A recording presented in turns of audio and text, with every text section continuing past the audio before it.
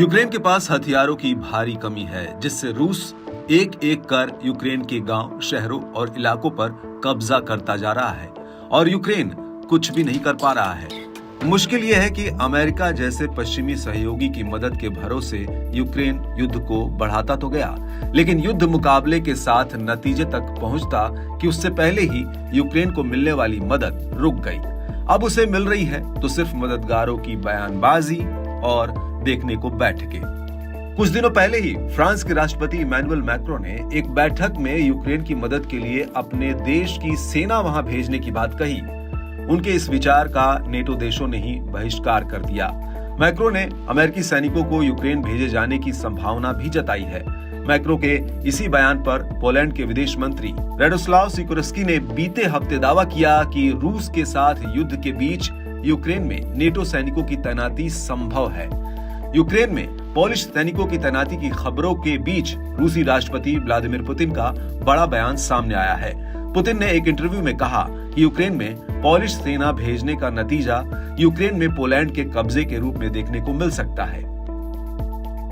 Если, скажем, польские войска войдут на территорию Украины для, как вот звучит, для прикрытия украинско-белорусской, допустим, границы или там, в каких-то других местах,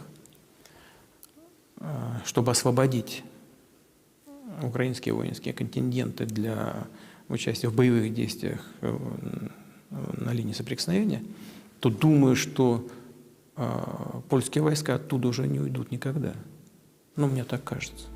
Putin का मानना है कि पोलिश अधिकारी उन जमीनों को ऐतिहासिक रूप से अपना मानते हैं जो जोसेफ स्टालिन ने उनसे ले ली थी और यूक्रेन को हस्तांतरित कर दी थी। पुतिन के मुताबिक पोलिश अधिकारी उन जमीनों को वापस पाने का सपना देखते हैं और हर हाल में उन जमीनों को वापस चाहते हैं।